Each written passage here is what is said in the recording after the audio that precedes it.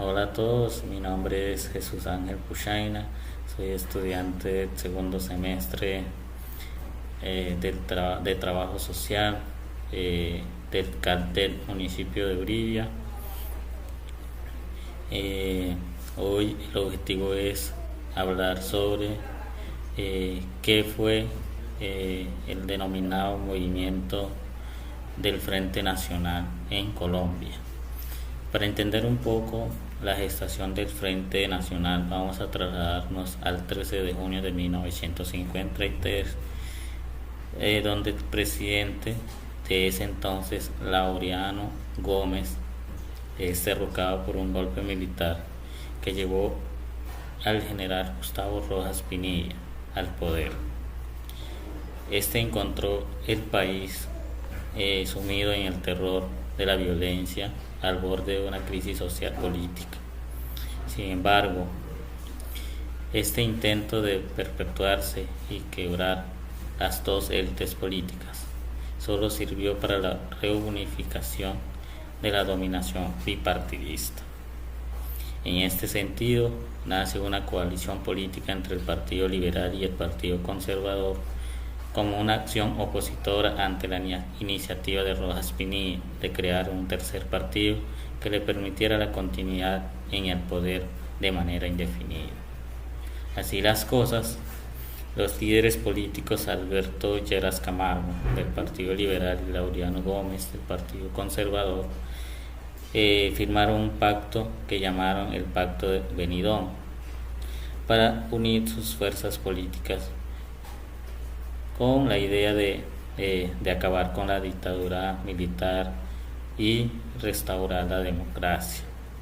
Este hecho se convirtió en la base entonces del Frente Nacional.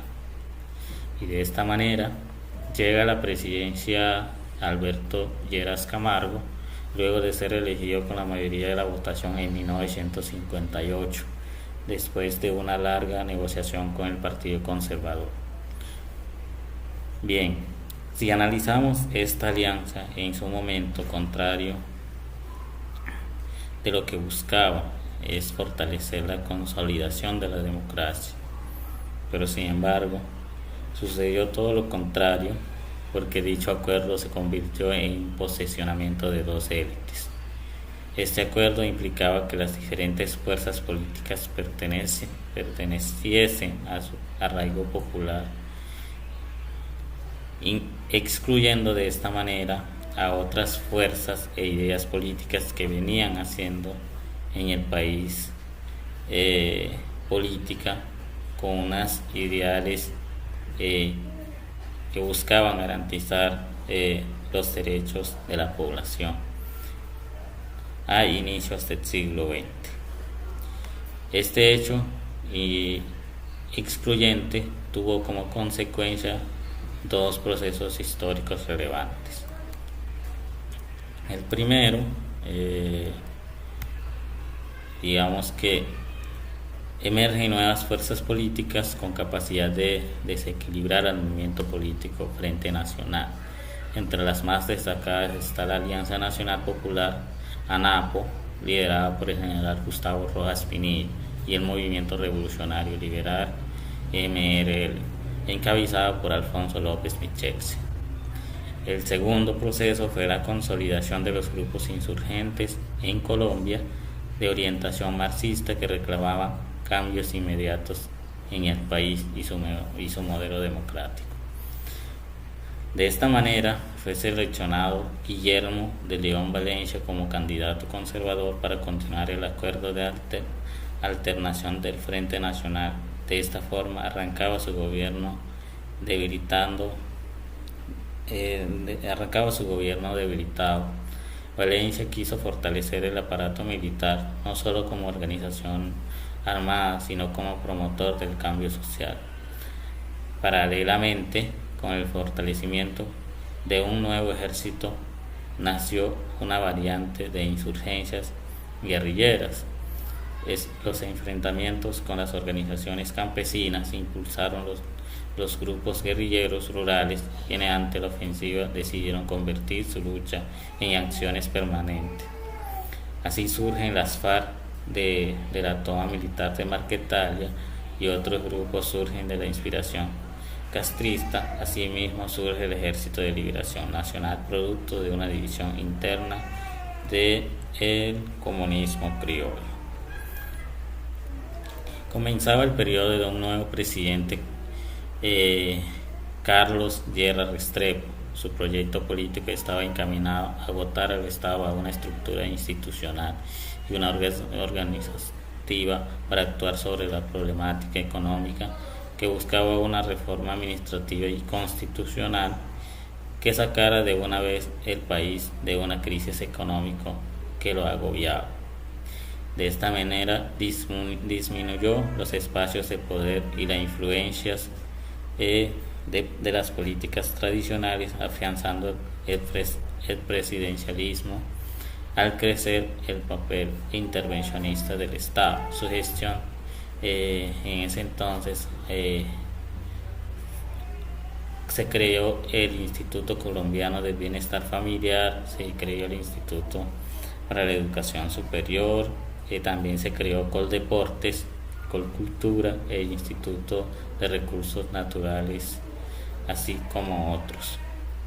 Algo muy importante que destacar de Lleras, dio un paso importante paulatino, un paso importante que era el desmonte paulatino del Frente Nacional, al consagrar el pluralismo, es decir, que ya no solamente el conservador y el liberal los que tenían derecho a participar políticamente, sino que también otros partidos como el comunismo, el ANAPO y otros grupos de izquierda podrían aspirar a nombre propio a la representación de cuerpos colegiados.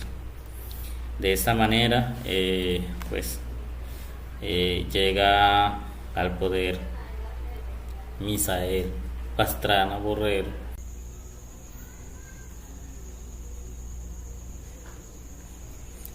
para el periodo de 1970 a 1974 llega a la presidencia Misael Pastrana, políticamente débil y sospechoso de fraude en su origen. Por dicho inconformismo nace un nuevo grupo armado llamado M-19. Durante el gobierno de Pastrana se contribuyó muchísimo al fortalecimiento del sistema económico del país. Para ello, en esa época se implementaba un plan de gobierno denominado las 4 estrategias.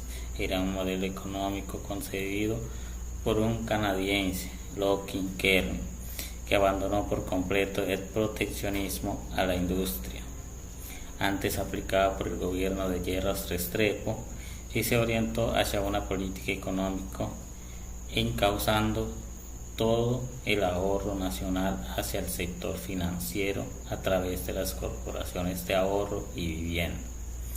Estas 4 estrategias eran un modelo económico que se orientaba hacia la urbanización y centralización de capitales, fomentó las importaciones, aumentó la productividad agrícola y acelera el proceso de mejora de la distribución de tenencias de la tierra para mejorar las competencias en el mercado nacional. Para concluir, lamentablemente este periodo tuvo muchas consecuencias negativas que hasta el sol de hoy las estamos pagando las nuevas generaciones. Entre esas están el establecimiento de malas costumbres políticas que hasta el sol de hoy perduran, debilitando a los propios partidos. Le dio vía libre a la lucha armada de la izquierda como único camino político para las personas que estaban inconformes.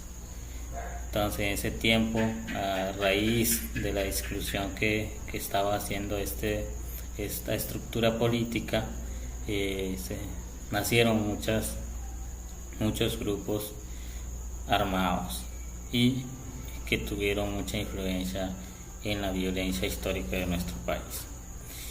En ese entonces también el Congreso se convirtió en la sede de los grupos clientelistas, donde los congresistas luchaban por leyes que favorecían sus propios intereses, o en el mejor de los casos a sus regiones y clientelas electorales.